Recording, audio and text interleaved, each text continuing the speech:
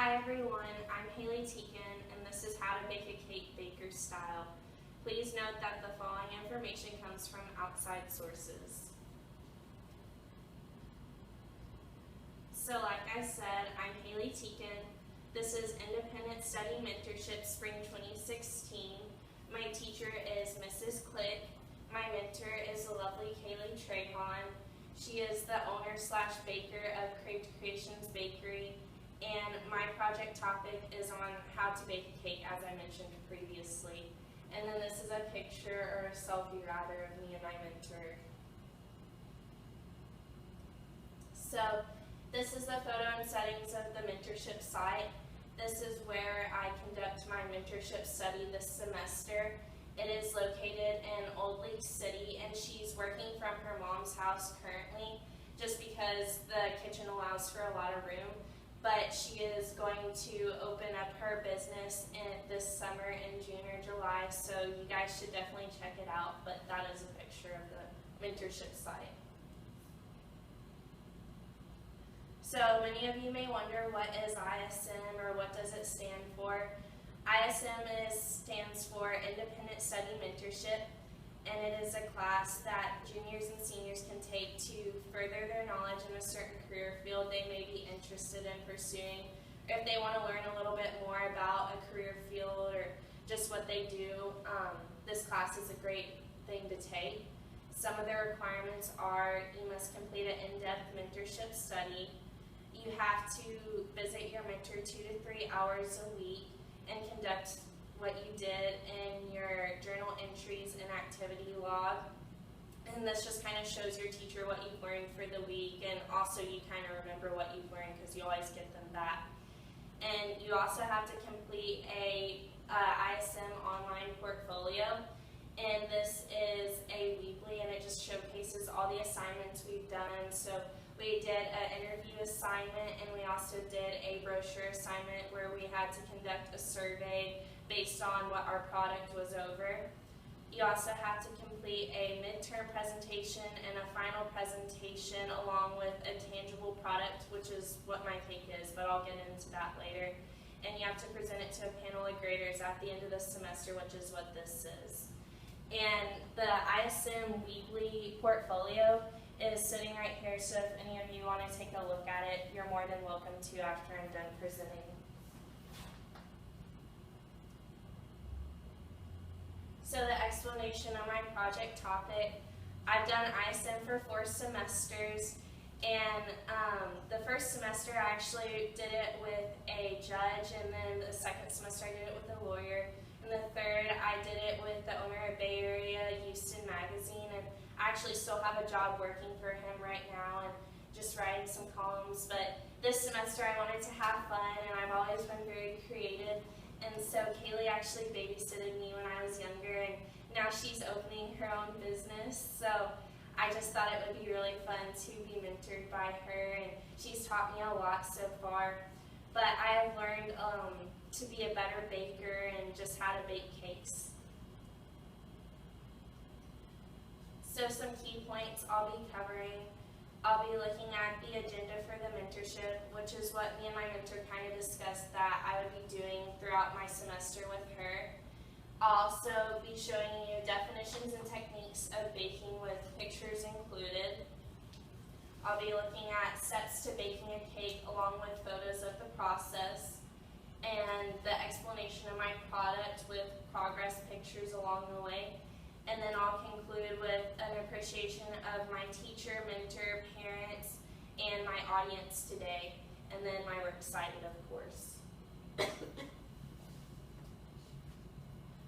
So the agenda for my mentorship, what we discussed that I would do is that I would start off observing activities.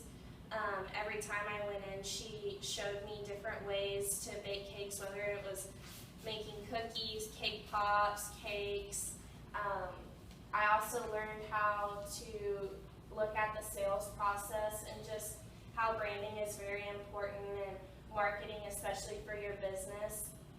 And then I looked at experimenting. We just kind of experimented with cake flavors along the way and different icing techniques too.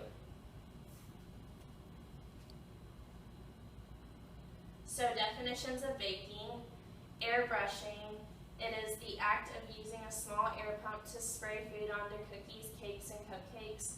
So it's basically like an airbrush makeup machine, but for cookies. And then the cake board is a cardboard piece available in various shapes and sizes, used as a base for cakes, and it's not edible, obviously, because it's cardboard. But, cookie flooding is how to ice cookies by letting each layer harden or cool so that the icing doesn't run together. And this really helps when making a very decorative cookie because you don't want to squirt the icing in all at once because then it will just run together and it will be a complete mess. And then crumb coating, I'll cover this in some slides later, but it is a technique used to ice the cake and make sure no crumbs get on the icing.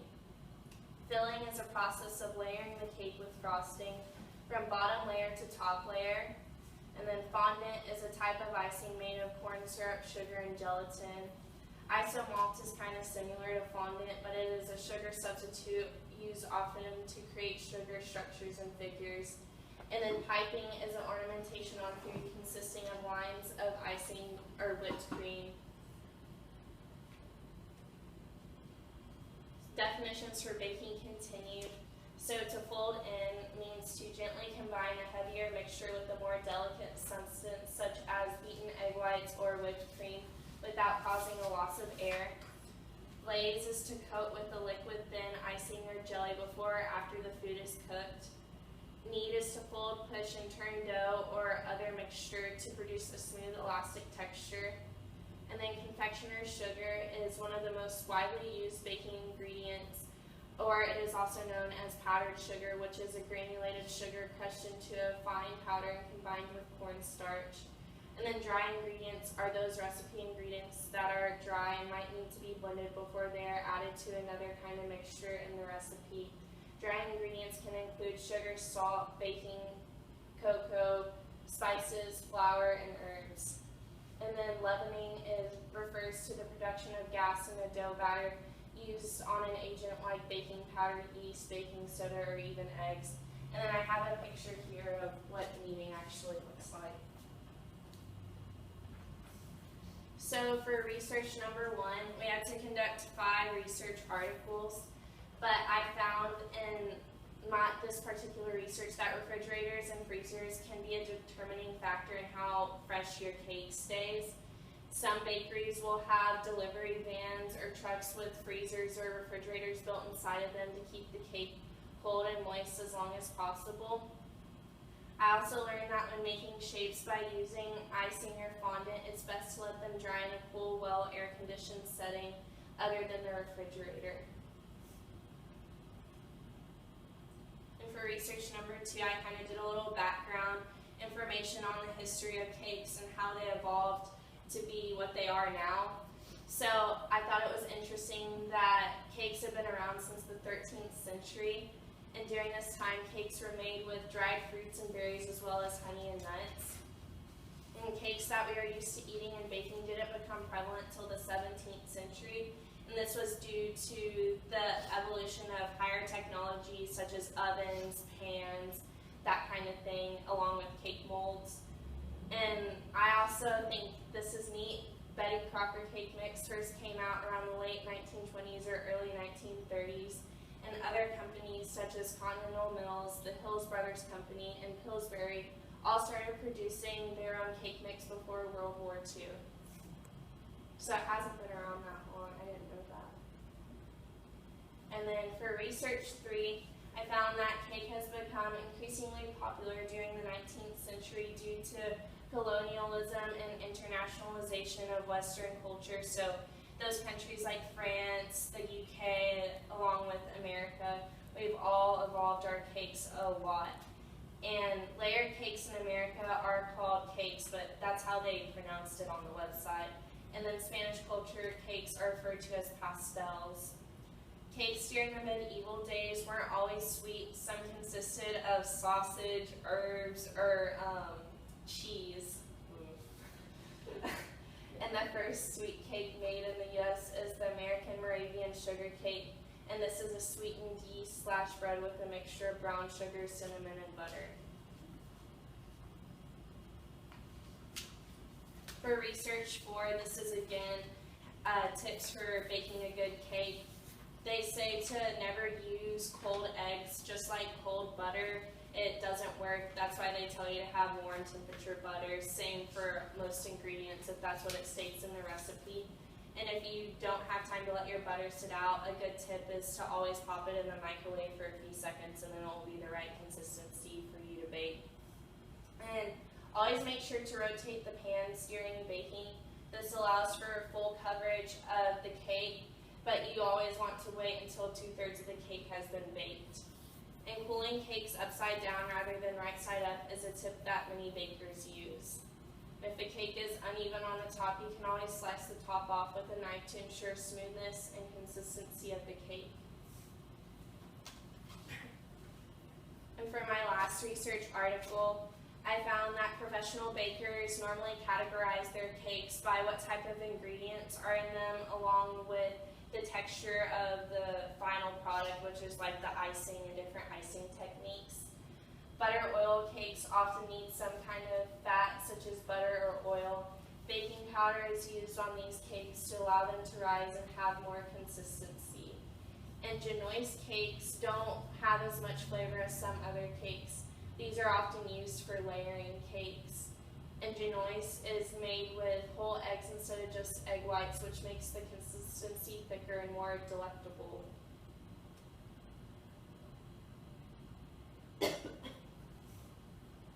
So how to fill a cake, I actually learned this when making my final product.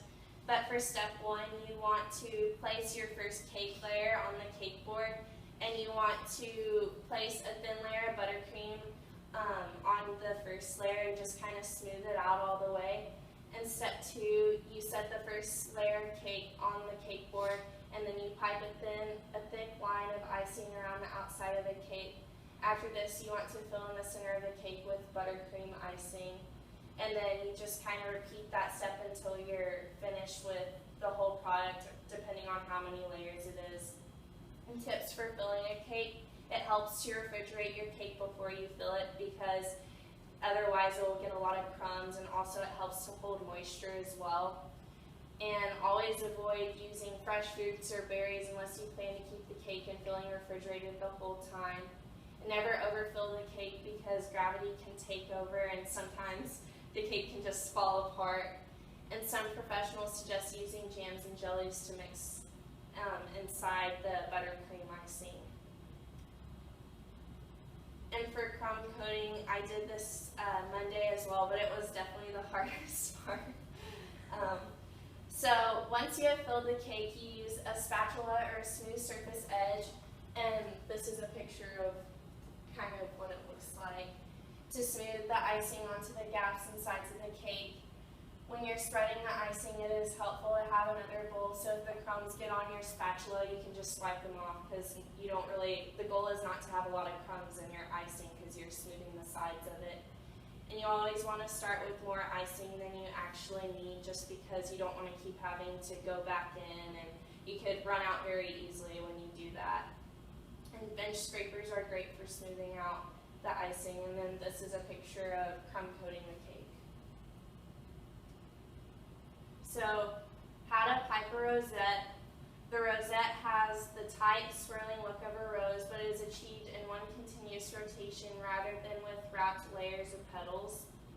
And so, the steps to making a rosette is that you first want to start out with making your icing and making sure you have the right color for your customer. And you want to get a decorating bag and fill it halfway full with the consistent icing. And then you want to make sure you have a star tip placed on the icing bag. And the degree that you ice the cake is always very important, just because you don't want to be at some awkward angle trying to ice that, and I learned that the hard way on Monday. But you want to start by squeezing out the icing to form a star and go in a complete rotation, so you're just kind of like that. And you stop pressure in the middle and continue to move the tip back to where you started the rosette, so it kind of has that circular pattern. And this is the steps continued. And then you start to pull the tip away, but continue to use a circular motion, so the end of the rosette still maintains that circular shape that the rest of the rosette has. And if you have an order in which you must create a border of roses, you want to try and hold the bag at a 45-degree angle. And this helps to cover the area between the cake and the base. So mine kind of has that border, like you want to have a straight, make sure all the rosettes are lined up when you do it. And some of mine may be a little iffy, but it was the first time doing it. And these steps for piping a rosette can also help when filling deviled eggs too, which I thought was interesting. And these are just some pictures. So other icing techniques. This is the smooth frosting cake, and my mentor told me that that one is normally the hardest just because you have to make sure that everything is smooth and that you get everything perfect for your customers. You also have the textured frosting cake and then the petal frosting cake. And these are all my mentor's cakes, by the way. I pulled them off your website. And so these are just some photos that I thought would be great to add to my presentation. This is a picture of my mentor in action crumb coating the cakes. She was crumb coating a strawberry cake. And then this is mixing of icing colors. This isn't actually a picture from my mentorship, which is why I have the citation on the bottom. But I just thought it was neat how you get the certain colors and how you want to make sure everything is great for your customer. And then this is stacking the layers on top of each other after filling them.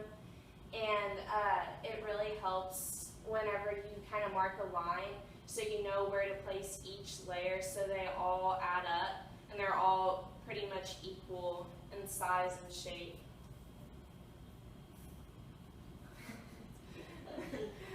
And then for the explanation of my product topic, so obviously I'm going to be making a cake this semester for my product, but my mentor really taught me the different steps and how to decorate it and everything, which I will go into this next slide. So for my product progress, these are just some sketches of some of the ideas I had in my head when thinking about what I wanted for my product. So for my product progress, this was the cake flavor decision along with the size of the cake.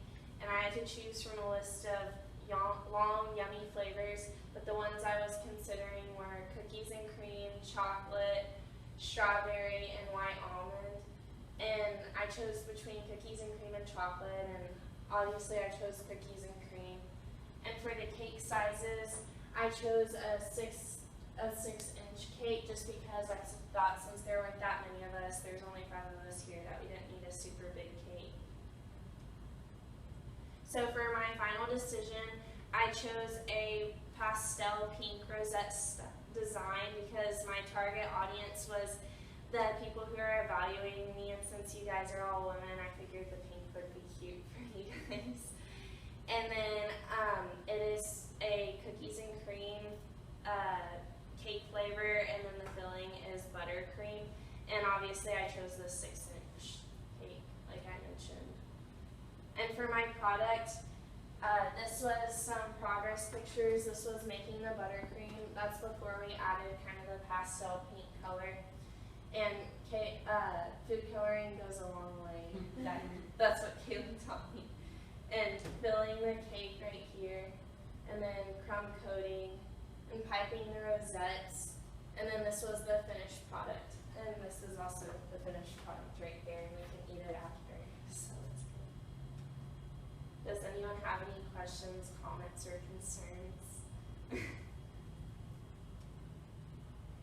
So for my conclusion, I've learned a lot this mentorship, and I really enjoyed getting to be very creative and having Haleigh mentor me. I really appreciate it. So I would like to thank my mentor again for taking time out of her busy schedule to mentor me this semester. It really meant a lot to me, and I've always looked up to Haleigh. And I also want to thank my teacher, Miss Click, for allowing us this unique opportunity to shadow a mentor. And I also want to thank my parents for being with me for all 4 of my ISM presentations, and my whole high school career. I couldn't do it without them. And then I want to thank my audience today for taking time out of you guys' busy schedule to watch my presentation.